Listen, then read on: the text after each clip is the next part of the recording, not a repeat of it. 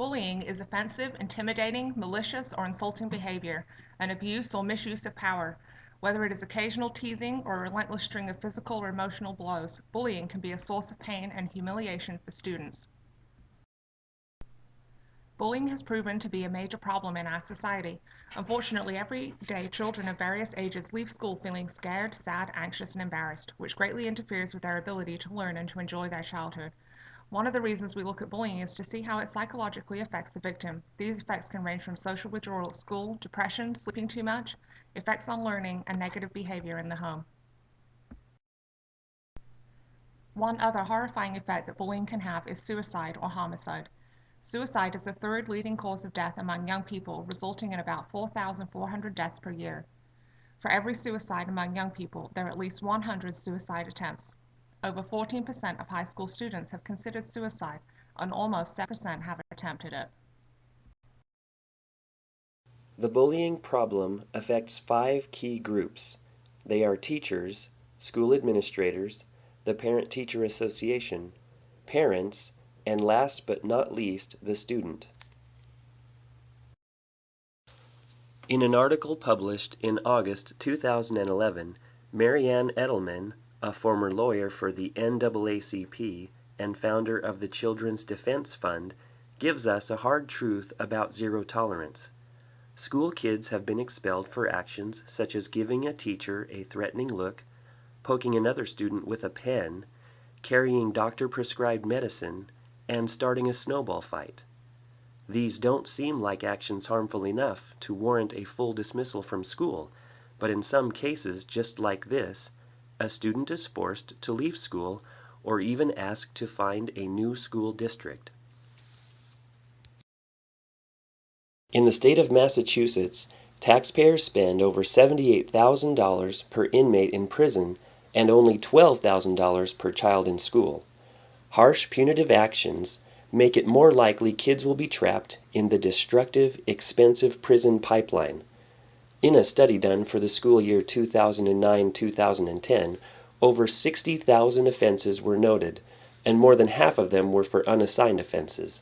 These non-violent, non-criminal offenses resulted in 57,000 missed school days. Zero-tolerance policies failed the children that need intervention most of all. The state of Massachusetts is considering bills that would reduce the amount of out-of-school time a child spends for disciplinary reasons. My own thinking tells me that if a student is physically able to be in school, they should be. Zero tolerance can seem harsh and uncaring. Wanda Cassidy from Education Canada suggests building a school culture that embraces rather than excludes children and effectively counteracts bullying and disruptive behavior. She says, the students that I've been researching say they want teachers and principals who listen, don't judge, are a friend, worry about me, and go beyond the boundaries of what you're supposed to be doing to help the person learn, because if not, the kid will say, oh, they're giving up on me, so I might as well give up on myself. Making sure students are not left feeling excluded and uncared for is an important issue to be aware of when implementing a zero-tolerance policy. Another issue which can occur is labeling. My son, who was 15, was told by a school assistant principal that he was a bully. He was pulled into her office and yelled at for 20 minutes about bullying just because one student had made a comment to her. She had no evidence and even told him, "You'd be in real trouble if I had more evidence." This event was very disturbing to my son, and he came home very upset. He's not a bully and had done nothing to deserve being treated this way. This is an example of zero tolerance policy being taken too far. Another question which needs to be asked, does the punishment fit the crime? Sometimes the punishment doesn't help with the situation at all, and we need to make sure we're asking that question. We also need to ask, what is being accomplished? What will change?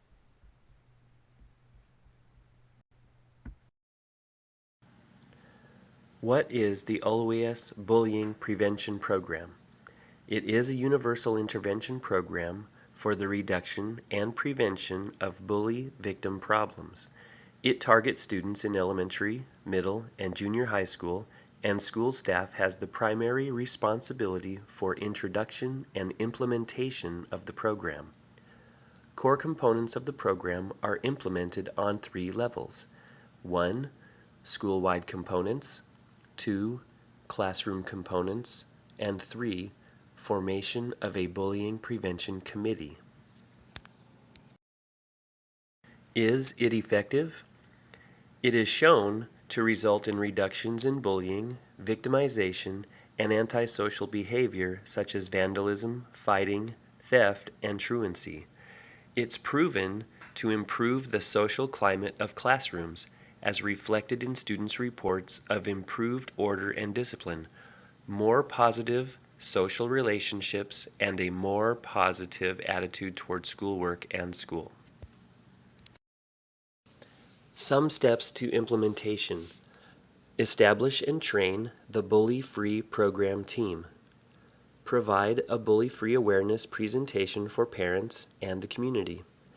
Develop a program evaluation plan and determine the status of bullying in your school. Implement a bully-free curriculum. Develop and implement the bully-free program administrative strategies plans and policies.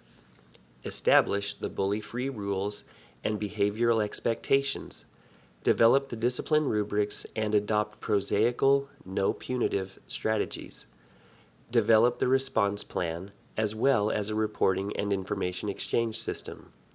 Train school personnel, volunteers, and other key individuals. It is very important for schools to follow the plan with a high level of consistency. The problem of bullying is not unknown in the church, but if we could implement the church model for dealing with it, we will be miles ahead in the process of education, prevention, and elimination of bullying. The model I speak of is that of the ward council. When a problem arises in the deacon's quorum, it is a ward problem, not merely a problem of 12-year-old boys. You can say boys will be boys and ignore it, but the problem is not being addressed. Leaving it for the deacons to work out on their own is also not a good idea. The full ward council becomes a hive mind, not one person dictating, but the combined brain power of the entire group. It is the same with our schools. The PTA cannot solve the problem of bullying all alone. Teachers are overwhelmed dealing with a myriad of issues. School administrators are only as effective as the policies they promote. Children in the schools are ill-suited to solve these problems for themselves. A great deal can be accomplished when they all come together as one to take a unified approach to solve a problem from the ground up through education. Our schools exist for that very purpose, to educate. It may yet be necessary to remove the child from the school through a zero-tolerance policy, but it must be the last resort.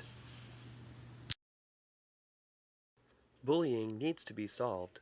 Lives can be permanently changed and hurt if a solution is not put in place.